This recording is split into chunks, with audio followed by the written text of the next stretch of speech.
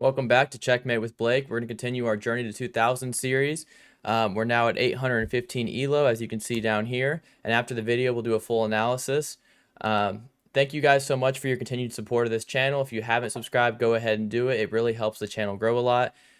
In this position, we're actually going to go ahead and start and play the Queen's Gambit, which we have not played one time yet in the speed run. They do take. I like to play this move now to prevent this pawn from coming here to protect. They do it anyways. There's no reason actually why we can't take this. If they bring the bishop out now, we can simply go back.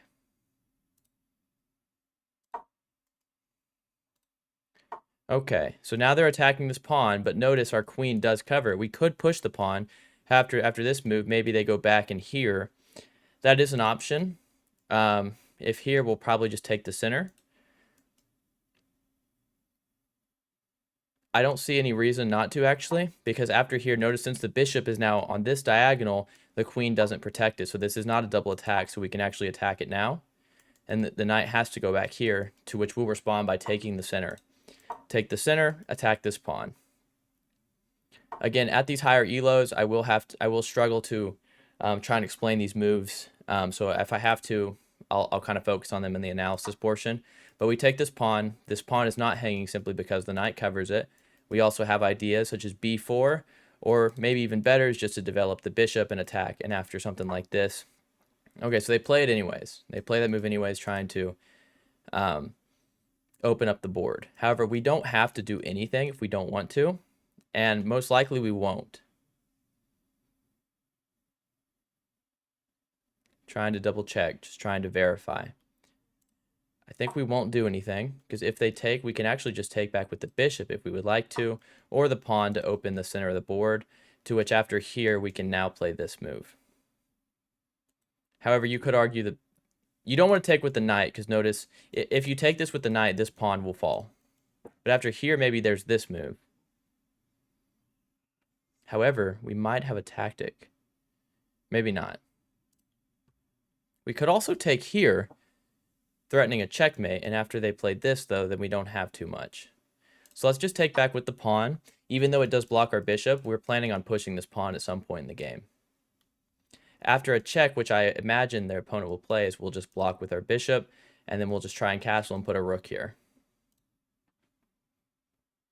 I think this is a pretty strong opening. We're up one pawn already, and we're about to castle. They have a knight developed. We have a bishop and two knights developed. Their bishop, although it is developed, is kind of blocked by this pawn, so it can't go here, and it does block the queen. So I'm not a fan of their position.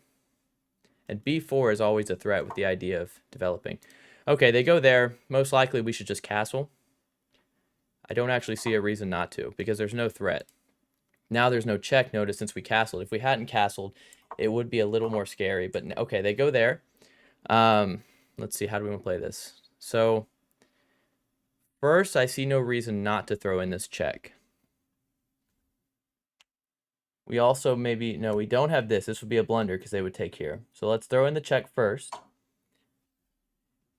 with maybe the idea of now pushing the pawn after the bishop covers. Okay. We could also play this, believe it or not. Although I still like the move b4. Just to add to gain some more space. However, it does still hang. It does hang this knight in this position. Okay.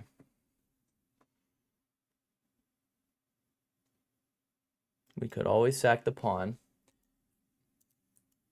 Simply to go here. I think that's the strongest. And if they take and double our pawns, well, at the end of the line, we'll have a knight here. So I think we'll play this first. Although I guess I did miss the queen could simply capture. Okay, the queen doesn't capture, which does allow this. Because now the knight jumps in. We have, notice, a lot of pressure on this. So even if they trade down, we'll trade. And even though we double our pawns, they will have some trouble defending this. We also have a fork threat here, too. Although if the queen had captured, it would have created more trouble for us. Here, the move is actually to take this way, probably. Although that needs to be checked. So let's take this way, because now if they take here first, we'll take here with a discovered check. Okay, Maybe we shouldn't have captured that, I'm going to be honest with you.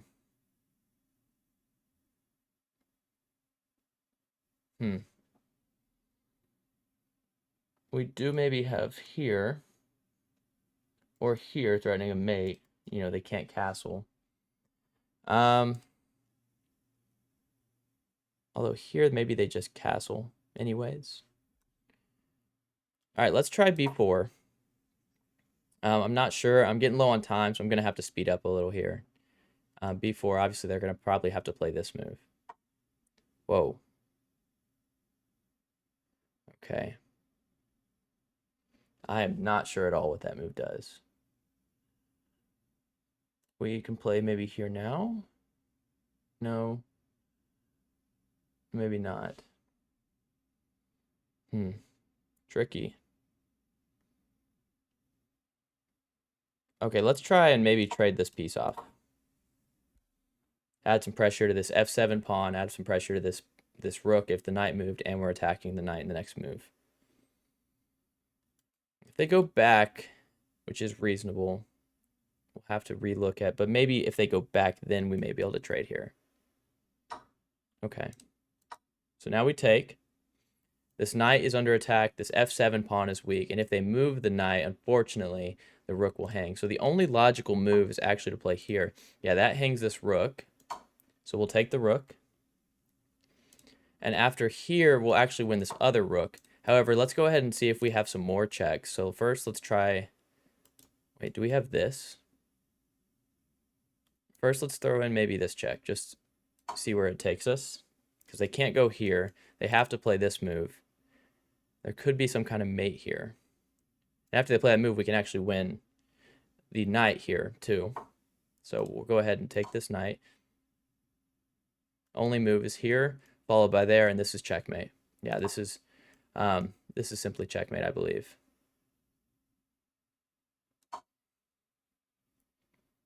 We could have just taken that, too. I want to point that out. But this is, I believe, checkmate as well. Because now if they go back, this is mate. If they go here... We could even play this move. However, that's unnecessary. We'll just take, and then this is checkmate. And notice they have no back rank threats, which is the important thing you have to check in this position. This is checkmate. Here is going to be some sort of checkmate as well. This is just a force mate. We also could just take here and have some fancy mate too. So like takes, here, check. Well, I guess their only move actually would be to go here. Of course, this is checkmate in 1. Just for the sake of the video, let's see if we can find a fun one. So if here, there's this check, or we actually probably just have this, and this is checkmate. Am I wrong on that? Let's see. Here, that's their only real move. Because if here and there, this is a beautiful checkmate with the bishop. So here, now this check. Notice they can't go here because the queen. They can't go here or here because the queen. They can't go here because the bishop. And yeah, so this is actually a really pretty checkmate. So we're going to play it just for the sake of the video. Again, if they go to the corner, now this is checkmate. So we'll go ahead and analyze this game. There was no reason to find the fancy checkmate. Of course, they're going to say I missed it in the analysis because, of course, this was checkmate in 1. But we had the time. We had a forced mate multiple different ways. But we're going to go ahead and analyze this game. Let's see. Played a decent game. It's lagging a little on me. Okay, there we go. So we start d4. This is the Queen's Gambit. I haven't played this. I'm going to make a masterclass on this video as well. I really do enjoy this opening too. And we play the Queen's Gambit, which is the move c4, which is designed that if they take, you can take the center and capture the pawn back with momentum. So, or with a tempo, I mean. So like after, let's say, I don't know, a move like this, we push, and after they go here, first of all, you always have f4, but then after back, we can just take the pawn. The idea, though, is you're winning a pawn with a tempo and you're developing. So that's just a sample line. There's a lot of lines you could play here. I'm not saying that was the one I would recommend. This move, b4, only works. Actually, I never recommend b4. To be honest with you, I think you have to be really, you have to really understand your theory to even try b4 because... So, like, the idea behind b4 is if you were to play the center move, then they go b4, and then you play a4, attacking the pawn. Again, I've shown this where, like, now you're going to win this pawn back, but, of course, they're going to try and defend it, and I've shown this in another video where they can't because this hangs the rook. It's actually my Ready Masterclass video if you haven't seen this. But, of course, if they go here, you just go down this line where they try and hold the pawn, and you try to play a solid game. But my recommendation for why I don't like b4 is actually just this move e3, attacking the pawn, and after here. Now, notice the difference. So we go down this series of lines, let's say in this position. They try the same line, they think they're going to hold, and then you play this out of nowhere, you play the move queen f3, and you win the rook in the corner. Because notice the bishop can't cover, the knight can't cover. There's no move that actually saves this rook in the corner. So I never recommend b4. But the move I played is designed to stop b4 because you just get rid of the theory entirely and you win this pawn. Instead, they gave it away for no reason, and now we just go back. Notice we're winning by 1.85 in the opening. They develop, we push the pawn. It does want knight f3. That's probably a more solid way of playing, but this is attacking chess, and we're going to attack here and try and get an advantage. We take, and again, notice it's a very tricky move because the move it actually wants is to go to the corner. It's actually knight a5, and the knights on the rim are typically dim, and you don't want to play that move. So it makes sense why the opponent decided to go here forward. But now we just kick the knight away. Notice it can't take the pawn, and it has to go back. And now the knight, again, is on the rim. As the saying goes, knights on the rim are dim. And we're prepared now to fully capture this pawn. We're winning by 2.95 in the opening. Completely crushing.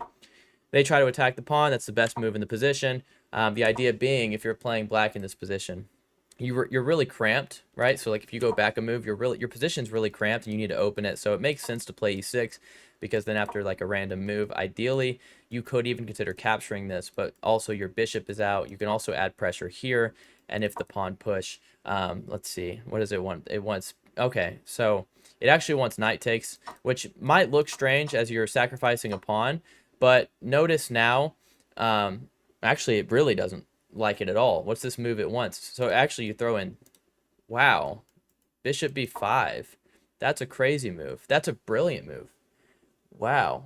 What's the idea behind bishop b5? Let's see. If you take the rook, which I imagine most people would play, you have this beautiful check, and notice the queen covers it, and after the king moves anywhere, it's a discovered check. So like for example here, you can take this pawn and you actually win the queen. That's wow. And if you go here, it's the same idea.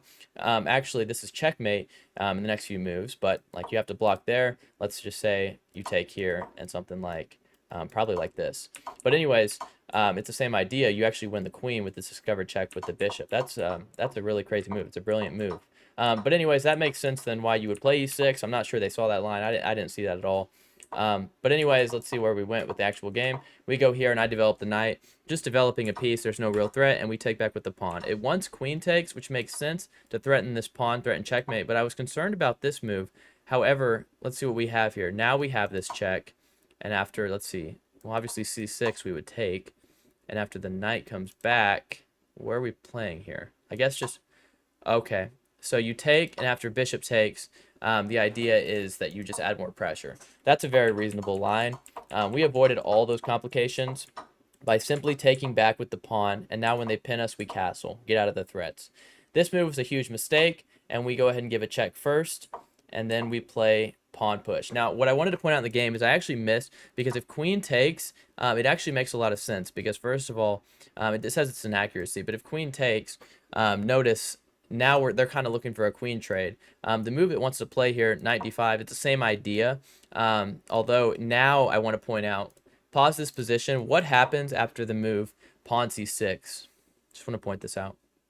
You actually have a check, so actually, you don't have it. My bad. So I was going to say you had this check, but notice again the queen can just cover. But what you're looking at after pawn c6 is the idea that now notice this queen is technically undefended because the bishop is pinned to the king. So always try to look for these mistakes. In my opinion, a lot of how you win chess, especially higher elos, not specifically talking about 853, but at higher elos in general, is capitalizing on your opponent's mistakes. So when they play a move like c6, you may intuitively feel like it's wrong.